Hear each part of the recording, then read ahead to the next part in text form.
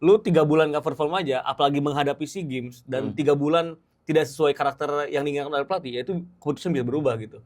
Satu-satunya orang ya di ASEAN, atau nggak salah di ASEAN, kalau di Indonesia udah pasti, yang punya ya FIFA diploma untuk direktur teknik itu hanya Indra Syafri. Indra Syafri. Iya benar-benar. Ini suka nggak suka loh. Kuat ini udah mewah nih, Ya. Bam. Bahkan Vietnam sempat bilang bahwa Indonesia ini yang paling kuat. Targetnya sebenarnya yang realistis perak atau emas. Ini Bang, Pak Erik, kayaknya Bapak lip service aja itu. Lip service itu.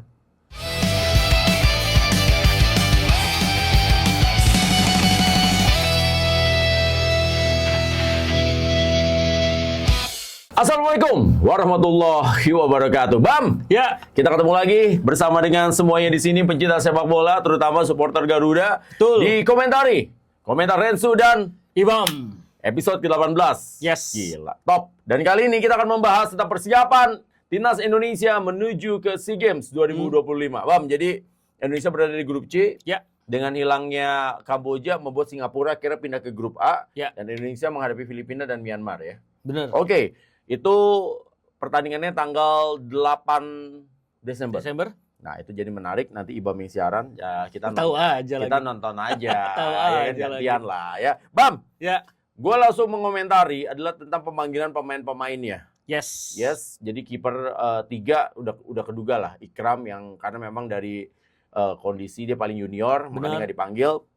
Jadi ada Cahya, ya kan, Dava, dan juga tentunya ada Ardiansyah. Nah, yang langsung aja nih gue bilang, yang banyak yang menjadi perdebatan, banyak orang juga mungkin banyak yang nggak tahu juga gitu kan. Kenapa Arkan Fikri tidak diikutsertakan oleh pelatih Indra Syafri? Karena kan ini kita bahas ya maksudnya. Karena banyak orang yang bilang selama ini di era Sintayong, di era Gerald van den Berg kan Arkan Fikri selalu gitu loh dipanggil. Walaupun gue sih ngeliat waktu pertandingan terakhir ketika menghadapi Arema lawan apa ya gue lupa, dia gue ngebawain tampil tapi memang nggak perform di situ karena memang kelihatannya cedera gitu loh, dipaksakan.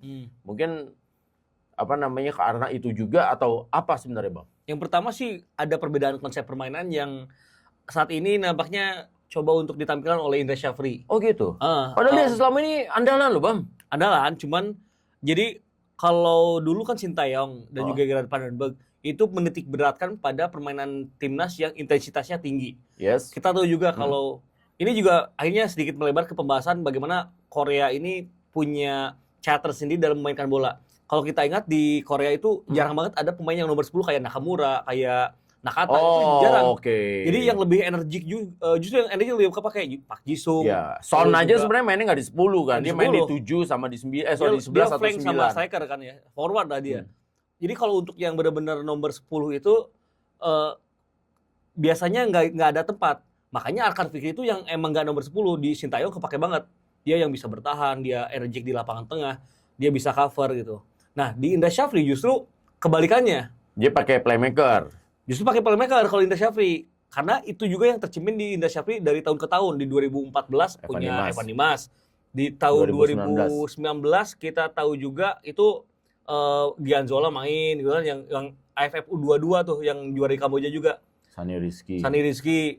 Pokoknya pemain-pemainnya dibagi Indra Syafri itu kayak dibagi dua. Lapangan tengah tuh ada yang khusus untuk sirkulasi dan defense, ada yang bantu serangan. Nah, untuk Arkan Fikri agak nanggung nih kalau di skema Indra Syafri. Apakah dia di defense atau enggak? Dia di depan. Kalau dia di depan, dia agak di defense. Kalau dia di defense, dia terlalu menyerang. Sebentar, Bang. Jadi kalau misalnya lo bilang ini kondisinya agak nanggung, berarti kan kalau kita kan langsung aja ya mencermati. Jadi kalau gue selalu bilang gini, kalau posisi 6 itu dia harus 60-40. Ya. 60 defense, 40 dia menyerang. Bener. Posisi 8 box to box ya, dan kemungkinan besar akan Fikri kan main di situ. Itu harus 50-50 kan sebenarnya kan. Bisa bertahan dengan menyerangnya sama. Nah, kalau di posisi 10 ya di sepak bola yang sekarang itu 40 bertahan, 60-nya menyerang. Bener. Nah, menurut lo berarti Arkan Fikri ditaruh di 6 juga bertahannya kurang, ditaruh di 10 menyerangnya juga kurang. Ditaruh 10 juga dia nggak terlalu ke depan, bener. Nah, sedangkan di posisi 8 sebenarnya idealnya kan seperti itu. Karena banyak orang yang bilang, dia tuh kan sebenarnya pemain yang, jadi ini gue mencermati aja gitu ya. Jadi kelebihannya dia itu bisa mengatur tempo. Ya. Ya, pegang bolanya juga lumayan kuat. Tapi kelemahannya dia adalah delay. Jadi makanya yang lu bilang tadi di era Sintayong itu kepake. Nah, di eranya si pelatih Indra Safri malah nggak kepake karena untuk posisi 8-6 katakanlah udah ada Rivaldo Pakpahan, udah ada jelas si Variener di sana, dan juga ada Tony Firmansyah serta Ananda Rehan yang lebih defensif dibanding Arkan Fikri. Nah, untuk posisi depan kita tahu udah ada Hanan, ada Zanadin Faris yang lebih. Zanadin Faris bukan mirip sama Arkan Fikri. Makanya dipilih salah satu. Kan yang mirip itu sebenarnya Zanadin Faris, lalu juga Fikri sama Tony Firmansyah. Cuman mungkin untuk melihat performa sekarang harus diakui Tony Firmansyah lebih banyak kesempatan bermain di Persebaya, Zanadin Faris juga lebih perform ketika main di. Tapi Arkan Fikri itu pemain terbaik Liga musim lalu loh. Iya, cuman kan pemain muda terbaik Liga musim lalu. Cuman kan sepak bola itu terlalu dinamis ya, apalagi di Indonesia gitu. Lu 3 bulan gak perform aja, apalagi menghadapi SEA Games dan 3 bulan tidak sesuai karakter yang diinginkan oleh pelatih, ya itu keputusan bisa berubah gitu. Jadi gua rasa sih ini banyak faktor, salah satunya tadi mungkin keinginan dari Indra Syafri saat ini adalah pemain yang harus lebih firm, apakah dia jago nyerang, jago bertahan gitu. Yang kedua, kalau ada yang pemain yang balance, lu harus perform di klub. Dan itu yang nggak kejadian di Arkan Fikri. Arkan Fikri itu di periode Agustus sampai awal Oktober lah itu masih oke mainnya, masih oke banget. Masuk waktu lawan Persib. Pas abis cedera ini kan. Abis cedera justru agak sulit, masih belum firm lagi tuh. Betul, makanya dia abis cedera dan di pertandingan terakhir pun juga dia, gue lupa tuh, dia kayak nggak main full gitu loh, segala macam dan kelihatan banget dia masih cedera karena di laga kedua ketika kita 2 kali dicoba kan. Dia nggak main, dua-duanya nggak main kan? Nggak main. Cuman memang ada di TC itu, tapi dia nggak main. Berarti kan memang kondisinya pada saat itu memang nggak bisa, belum 100%. Dan lagi-lagi nih, ya kita dari luar hanya bisa berandai-andai. Karena yang tahu kondisinya Arkan Fikri itu, satu ya Arkan Fikrinya sendiri, yang kedua adalah dokter tim, pelatih fisik, dan juga tentu pelatih kepala. Pihak gitu kan. Ya, sama pihak klub lah kondisi seperti apa. Makanya mungkin ketika dia tidak main di pertandingan international friendly match itu, dia balik ke klub dimainin. Nah pas dimainin mungkin kena lagi kan. Ya kan kadang kan banyak tuh kayak gitu kan. Jadi banyak sekali cedera itu terkadang pemain itu kan ya karena satu takut. Ya waktu itu pernah gue cerita kan, takut digantikan, akhirnya dia bilang udah sembuh.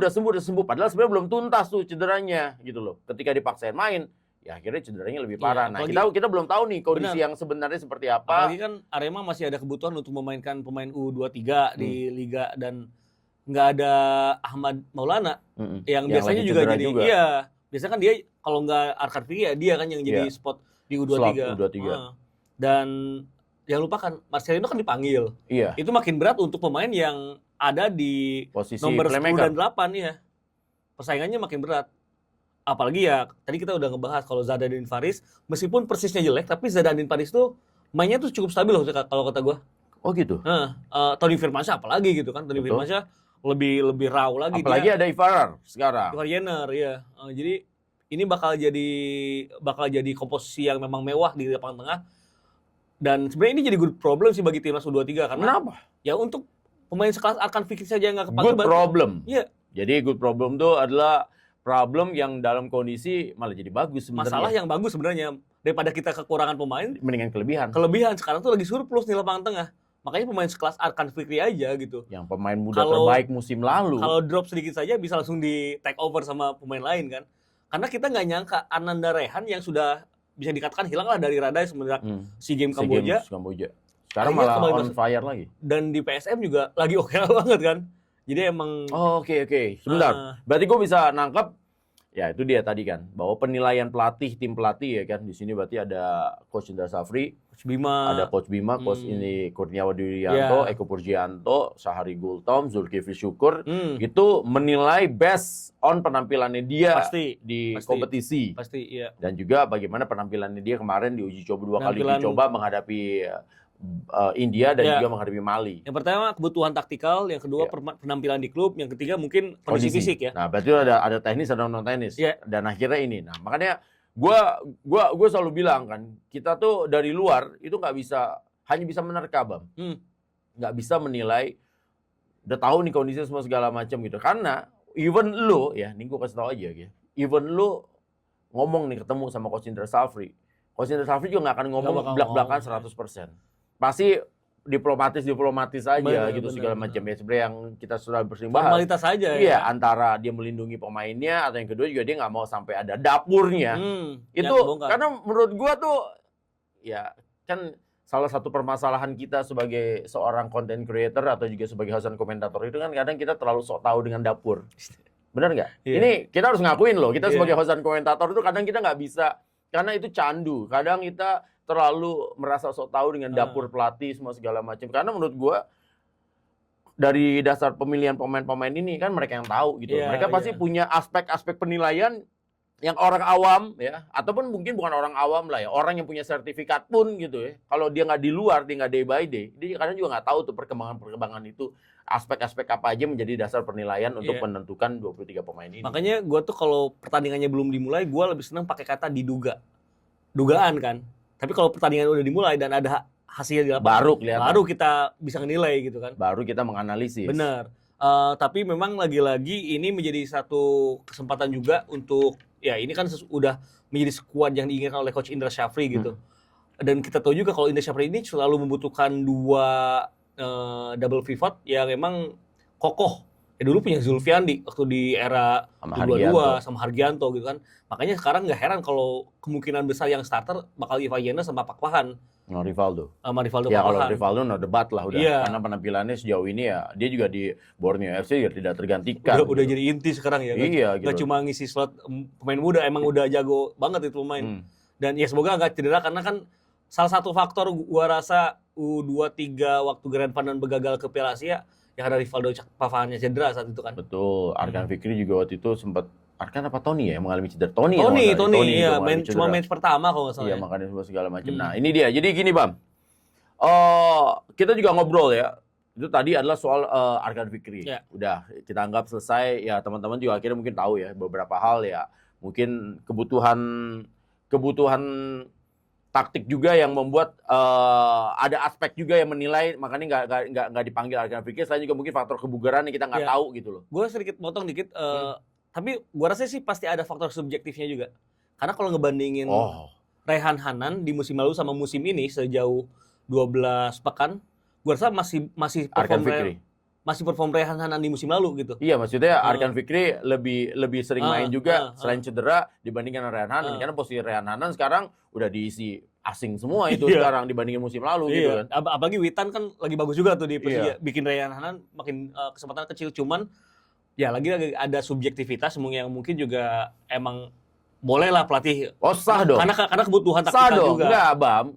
Kalau gua ngelihatnya, kalau ada pelatih yang subjektif itu sah dong. Karena kan dia bertanggung jawab terhadap tim. Dan dia juga kan, keputusan terakhir kan ada di dia. Benar. Ya kalau nanti kenapa-napa kan, yang penting ya, ketika lo subjektif seperti itu, nanti ketika lo salah, lo kalah, lo tanggung jawab. Gitu dong. Tadi yang lanjutin omongannya tadi, bagi pelatih itu ya lo juga pernah megang tim kan beberapa kali dan tahu bahwa semakin sedikit informasi yang keluar dari tim itu semakin bagus sebenarnya. Makanya kalau tapi kadang-kadang ada juga yang pansos di dalam tim kita. Dikit-dikit ya demi biar exposure demi biar dapat ini ya suka pansos juga. Makanya kalau gue dulu sih jangan sampai bocor, nggak boleh gitu.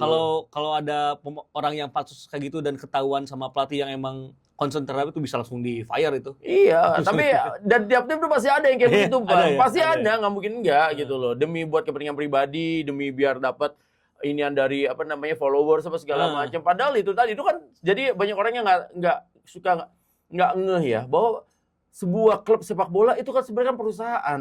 Iya benar, perusahaan. Ya, itu perusahaan dan apalagi sekarang kan memang udah benar-benar perusahaan ya, bentuknya bentuk PT. Tapi maksud gua yang di timnya itu juga sebenarnya perusahaan. Itu kan sebenarnya dapur gitu. Itu dapurnya. Kalau lu apa-apa lu share keluar, oversharing lah bahasa gampangnya gitu kan. Itu kan bahaya. Satu adalah kalau misalnya seandainya responnya jadi bagus. Kalau responnya malah jadi perpecahan, akhirnya jadi orang, nyata kayak begini. Karena sebuah tim itu, ini kan gue bilang ya, ini kita ngomong jujur-jujuran aja. Di Indonesia belum ada tim yang profesional. Nggak ada, belum ada, bukan nggak ada lah, belum ada tim yang profesional. Ya, Belum ada, masih dalam tahap menuju ke sana. Yang benar-benar profesional full ya. Betul. Kita bicara lah salah satu yang paling profesional harus kita akuin Persib Bandung. Bali dan Persib lah ya. Iya, tapi juga masih banyak kekurangan di dalam-dalamnya. Dan ini ada satu hal lagi yang juga mungkin teman-teman juga harus tahu ya.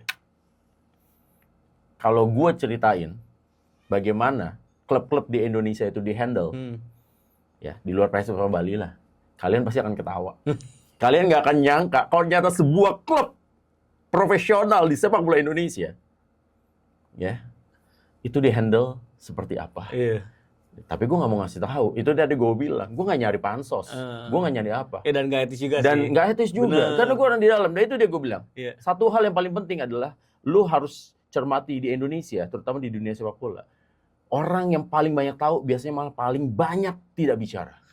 Paling banyak diam. Tapi yang paling banyak bicara itu malah biasanya orang yang hanya katanya dan nggak tahu sebenarnya kondisinya sebenarnya seperti apa. Ini mungkin kalau ada teman-teman konten kreator klub dan juga tim medsos klub yang juga nonton, jadi ada satu kejadian unik. Ini orang-orang Bandung dan Jawa Barat mungkin tahu ya. Bojan Hodak tuh pernah menganalisis tim lawan dari video locker room yang ada di YouTube.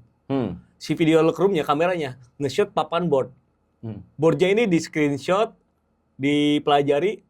Itu ternyata jadi informasi buat Bojan Hodak. Itu dia, Bang. Makanya itu bisa jadi informasi sekecil bagi tim. itu. Sampai, ini gue kasih tau aja ya. Sampai, Bang. Lu mau tahu nggak? Klub-klub di Indonesia itu masih ada yang suka culas, masih ada yang suka curang. Dalam kondisi apa? Official training. Dalam sebuah rule of the game, official training itu harus clear. Iya, benar. Nggak boleh ada lawan yang melihat semua segala. Makanya kan ketika dikasih waktu tuh biasanya 1 jam, datang, clear semuanya, dan itu udah diawasi oleh Matchcom. Jadi kan kita kasih tahu juga buat teman-teman kan nggak tahu kalau ini ada prosesnya gitu ya. tadi seperti itu. Diawasi sama Matchcom, ya dong. Dan itu harus clear. Semuanya udah clear dulu, baru tim yang keduanya biasanya tuh tim tuan rumah tuh biasanya duluan, baru tim tamu. Baru udah keluar semua, udah yakin semua keluar, baru tuh boleh masuk. Ya, benar. Nggak boleh tuh sampai papasan di dalam pun nggak boleh. Nah, terus yang kedua, itu harus clear sebenarnya. Cuman, nah ini kan lagi-lagi. Orang klub, itu kan kadang-kadang nyambi juga jadi panpel. Nah, ada yang, nih gue bilang aja, ada beberapa kadang, ya gue nggak tahu lah kalau sekarang masih terjadi apa enggak, kadang suka ada yang curang, naruh kamera di atas. Padahal kan itu sebenarnya nggak boleh. Itu dapur lagi dimasak tuh, gitu loh. Penggorengan lagi diaduk-aduk, itu nggak boleh. Oh, ada yang gitu ya? Ada. Atau yang kedua, mereka nggak pakai itu, pakai kamera CCTV yang ada di stadion. Atau yang kedua, atau yang ketiga tadi nggak ada juga. Tapi kan dia tadi gue bilang, panpel kan orang klub. Akhirnya panpel yang ngasih tahu, oh si ini nggak main, si ini nggak main di OT. Karena apa yang dilakukan di OT itu 95% yang akan dimainkan. Karena OT itu adalah simulasi, ya, simulasi dari pertandingan resmi, yang akan tampil seperti apa, menyerangnya mereka seperti apa, bertahannya mereka seperti apa, set piece-nya nanti yang ngambil gimana, itu semua terekam di sana. Iya, benar. Itu semua terekam. Nah, panpelnya, kalau ada yang pintar analisis, oh dia ngasih tahu, oh si ini tadi ini. Nah itu informasi dalam itu kan gue bilang, ketika pertandingan seperti ini kan perang. Dapat informasi seperti itu, ya lu jadi beruntung dong pelatih. Makanya itu tadi gue bilang, banyak tim yang sebenarnya nggak mau oversharing. Ya, setuju. Karena apalagi itu bicara soal tactic board, itu adalah udah rumusan, ya rahasia dari seorang pelatih yang nggak boleh di-share ke orang lain, apalagi kelihatan sama orang-orang. Itu formula yang lu nggak boleh. Itu kekuatan seorang pelatih kan di situ gitu loh. Bukunya itu sudah di situ. Makanya kalau sampai banyak orang yang pansos, oversharing hal seperti itu, menurut gua ya lu hanya mencari keuntungan pribadi. Dan itu banyak tapi masalahnya gitu loh. Itu satu yang kadang juga dari dalam klubnya sendiri. Yang kedua, ya kayak kita gini kadang sok tahu. Baru denger, oh sini ini, oh sini nih. Ya kayak gitu. Makanya ini kan kita membahas ini gitu loh di podcast ini, ya gua pengen memberitahu hal-hal yang seperti itu sebenarnya gitu loh. Bahwa ya ini kan yang kayak gini aja gue sih nggak pernah denger ya hal yang kayak kita bahas ini dibahas di tempat lain. Bener nggak? Gue sih nggak pernah dengar. Karena menurut gue hal ini kan belum tentu semua orang tahu. Yes, benar. Kalaupun misalnya orang tahu itu pasti katanya. Iya. Tapi kalau gue alhamdulillah gue ngalamin sendiri gitu loh. Tapi yang Dan tadi gue bilang, kalaupun orang lain tahu, menyampaikannya nggak selu-selu sih. apa? Selu-selu. Lo kan menyampaikan tadi sangat clear tuh. Nah, itu satu. Tapi yang kedua, gue juga akan memberitahunya, nggak semuanya gue kasih tahu. Iya dong. Ada beberapa yang tetap akan gue keep. Sampai kapanpun nggak akan gue buka. Iya. Misalnya orang bilang semua, makanya gue misalnya orang bilang semua segala macam, Rendra ini siarannya teriak-teriak doang, nggak tahu apa-apa tentang sepak bola. Aduh bos, kalau gue buka semua apa yang gue tahu tentang sepak bola, bubar dunia ini. Borok semua. Bubar dunia ini semua. Boroknya ketahuan Tapi semua. gue punya etika. Iya, itu dia. Jadi gue juga gak akan oversharing, dan gue tidak mau juga mencari pansos hanya supaya untuk mendapatkan followers. Gue buka-buka semua segala macam, buat apa bang? Iya benar. Ya A1 tuh, Enggak lah, gue gak ngomong kayak gitu. Itu kawan juga segala macam. Maksud gue adalah hal-hal yang seperti ini, ya kan? Kita tuh nggak tahu kondisi yang seperti apa yang sebenarnya terjadi. Makanya menurut gue sih pemilihan dari pelatih ini pasti mereka udah cermat berdasarkan kajian yang pasti semuanya tuh. Iya, ya apalagi kan nggak cuma Indra Syafri sendiri kan. Iya, lu tahu nggak sih kalau misalnya pelatih tuh meeting tuh ada aspeknya macam-macam itu. Indra Syafri itu pernah ngomong, gue pernah komunikasi, misalnya gue menanyakan kenapa waktu lawan Vietnam dia lebih milih si Taufani Muslihudin dibanding Etam. Iya. Satu kan Indonesia 10 pemain dan butuh cetak gol untuk bisa lolos ke final kan. Iya. Ternyata dia komunikasi sama tim analisisnya, di mana nunjukin kalau Taufani itu pas dilanggar itu bisa langsung bangun lagi dan langsung quick free. main lagi gitu. Oh, langsung main gitu. Lagi pokoknya. Nah, berarti Etam, badak gitu. Kalau Etam lebih ke dia dibenturin nih, ada benturan dari lawan, dia jatuh jadi pelanggaran. Tempo hilang lagi. Nah, Indonesia saat itu butuh advantage. Indonesia butuh pemain yang kalau lu dibentur, lu bangun lagi karena pengen bola sebisa mungkin ke area pertahanan lawan. Nah, itu jadi gua rasa itu yang nunjukin kalau Indra Syafri juga pasti untuk memilih ini tuh udah komunikasi dengan staff yang dia punya sekarang. Betul sekali. Karena kan sebenarnya juga staffnya juga kan nggak kaleng-kaleng ya. Makanya gue bilang. Jadi gue sih ngeliatnya gini lah. Maksudnya ada beberapa kritikan juga kan, banyak orang yang mengatakan Indra Syafri harus lebih up to date lagi, lebih modern. Ya gue rasa pasti udah didengerin lah sama Coach Indra gitu. Karena mainnya template. Ya kan banyak orang pasti ngomong, yang sering gue denger tuh pasti mainnya adalah flank, cutback ya, begitu kan. Ya tapi gue yakin lah dengan adanya Kurniawan mungkin ya, dengan adanya Bima Sakti gitu segala macam, ini mungkin akan lebih update lagi, ada Zulkifli Syukur. Ya, walaupun itu kekhawatiran yang valid juga karena pas kita main lawan Mali ya kemarin dan juga India, ya mungkin match kedua lawan Mali lah yang lumayan gitu. Yang match pertama kedua lawan India, match pertama lawan Mali itu masih underperform banget dibanding kalau apa yang kita lihat dari kualitas dan nama-nama yang ada di timnas U23. Jadi itu sebenarnya kekhawatiran yang valid juga dari penonton gitu. Karena pentingan karena penonton melakukan hal itu kan karena penonton yang nggak mau kalah lah. Cuman kan khawatir aja. Yang perlu diingetin adalah ya friendly match sama match asli itu pasti beda. Ya kan, waktu timnas senior waktu main lawan Libya, Iran kan sebelum Piala Asia kan dibantai kan, tapi kan begitu main di Piala Asia-nya keren gitu kan. Pas main di U23 juga keren. Jadi dan gue bukan yang ngebela Coach Indra Syafri ya, tapi gue nggak tahu ya, Coach Indra Syafri ini memang kalau ketika uji coba itu benar-benar memanfaatkan momen itu sebagai uji coba, menguji dan mencoba gitu loh. Salahnya di situ nggak apa-apa ya? Ya, menguji apa yang sudah dia latih di pertandingan menghadapi lawan yang lebih setara atau lebih kuat, dan mencoba pemain-pemain yang mereka punya sampai akhirnya mereka kerucutkan kan ini sekarang sampai 33. Tapi ya kan dia terbukti di sepak bola modern ya, kita memang suka nggak suka sih ya. Kalau memang ASEAN mah ya Indra Syafri yang punya gelar 3. Iya kan? Udah kebukti. Iya, itu mau ngomong apapun juga lo nggak bisa diinin lah. Dan satu hal lagi ya yang gue sampein, ya mungkin ini unpopular opinion ya. Gue nggak ngebelain Indra Syafri karena seperti gue bilang tadi, bahwa kalau kita kan mencari yang bener aja gitu sama segala macam. Satu-satunya orang ya di ASEAN, atau nggak salah di ASEAN, kalau di Indonesia udah pasti, yang punya ya FIFA diploma untuk direktur teknik itu hanya Indra Syafri. Iya benar-benar. Ini suka nggak suka loh. Alexander Zverev itu yang sekarang jadi direktur teknik Indonesia, itu sekarang lagi mengambil bener. Jadi lagi jadi mahasiswa untuk mengambil FIFA diploma untuk direktur teknik. Itu ya. Iya.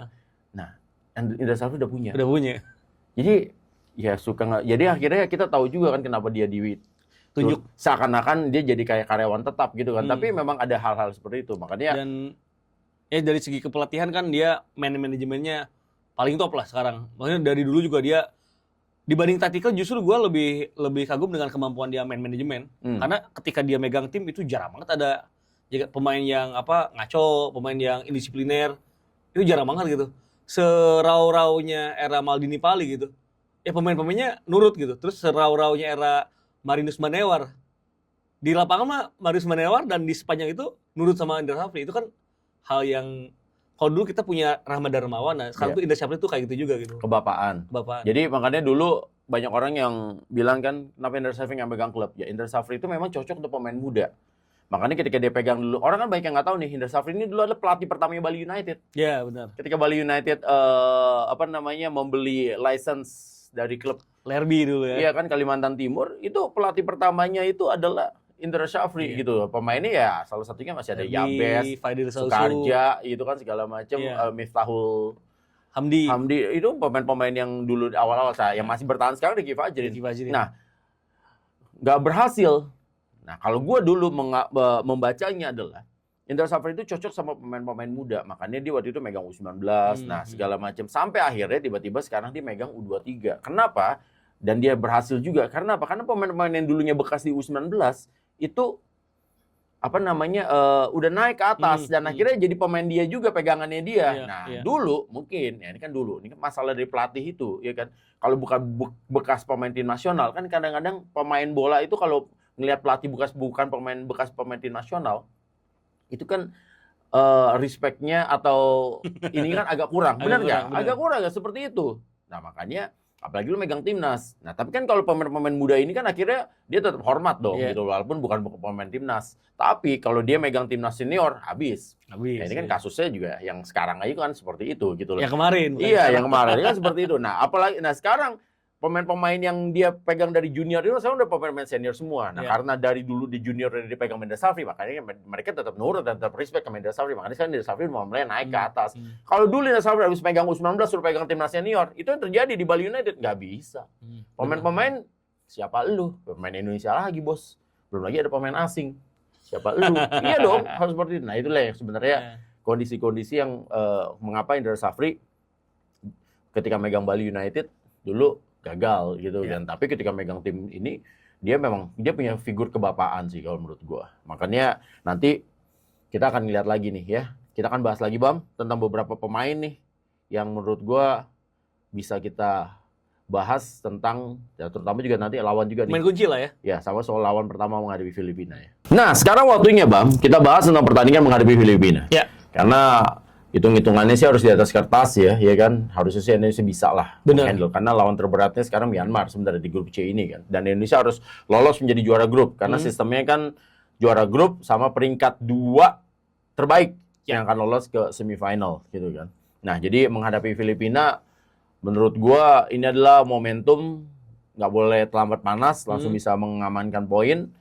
Dan biasanya kalau Filipina kan juga biasa kalau di 2-3 pemain diasporanya nggak terlalu banyak sih, naturalisasi nggak terlalu banyak ya, kalau timnas senior kan banyak tuh. Nah, kita langsung saja mencermati siapa starting 11 menurut lo, Bang?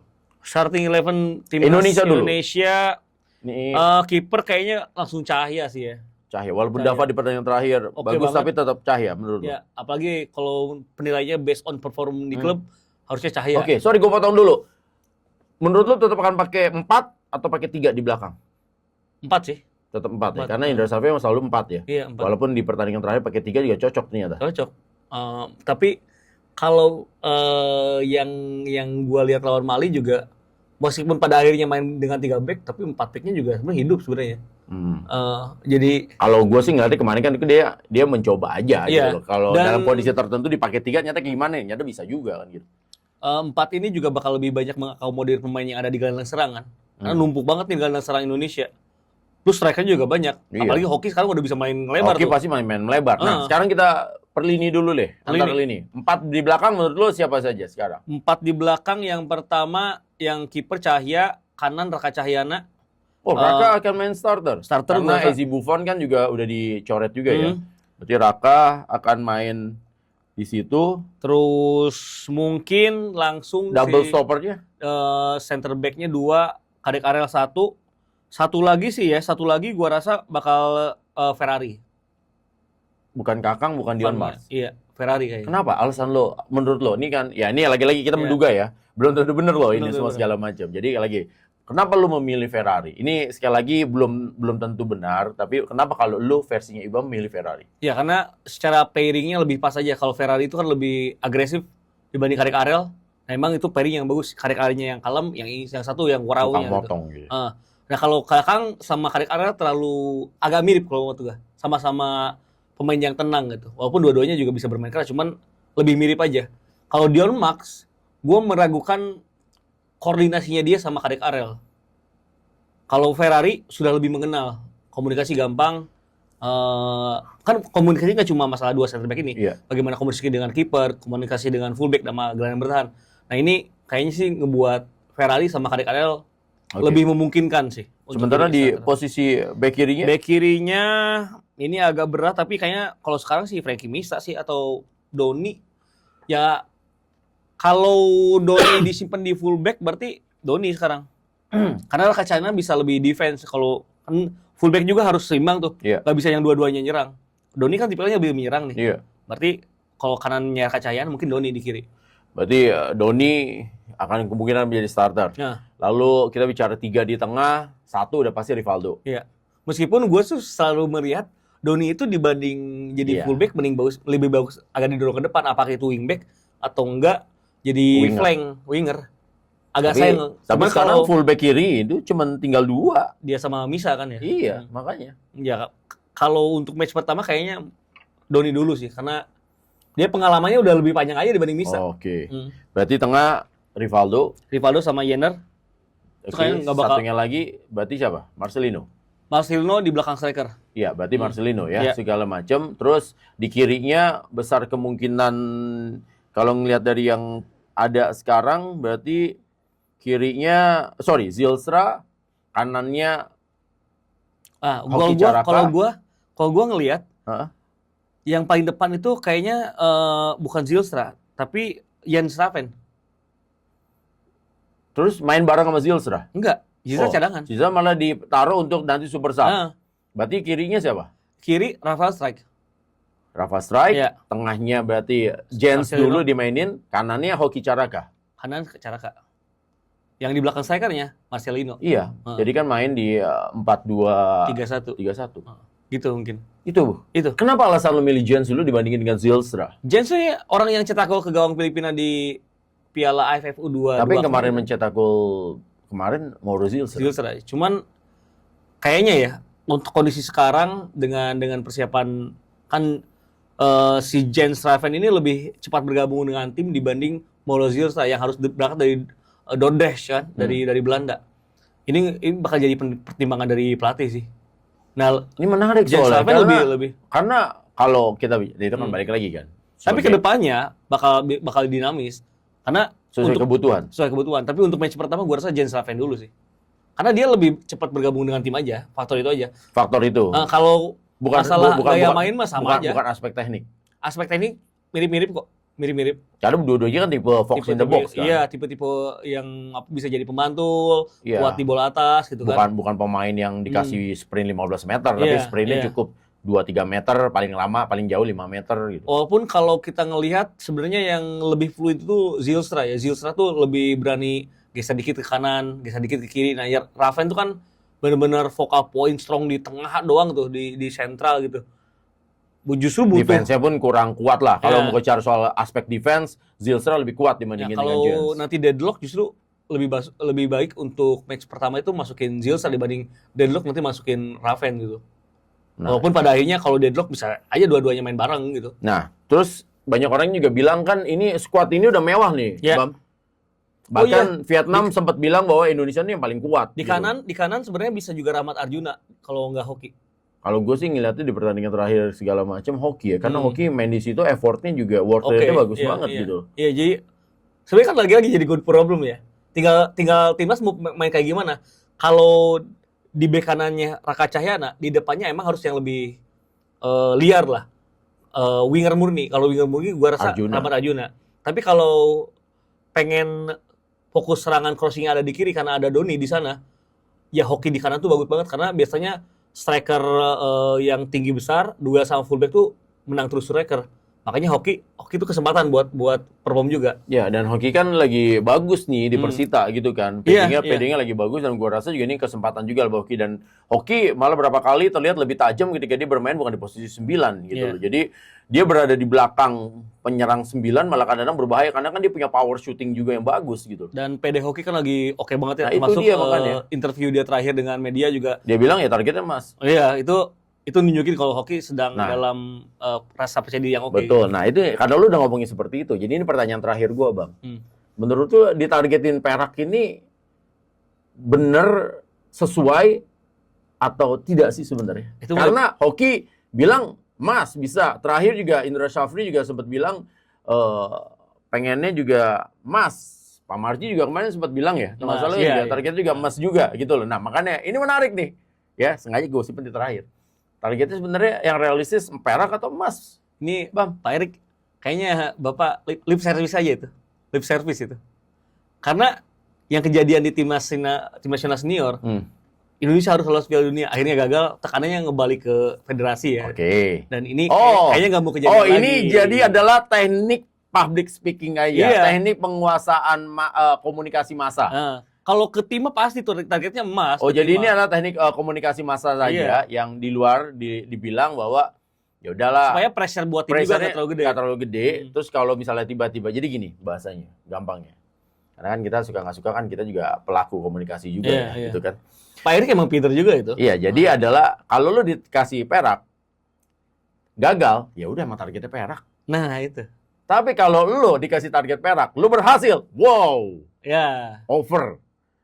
Apa namanya? Apresiasinya bakal oke banget. Dan orang akan lihat, wah berhasil nih semua segala macam bla bla bla. Nah, lebih target judulnya gitu kan. Gitu. Tapi kalau lu udah target emas, lu gagal, makin hancur nih. Karena kan ini dia anggapnya ini kan akan menjadi pelipur lara.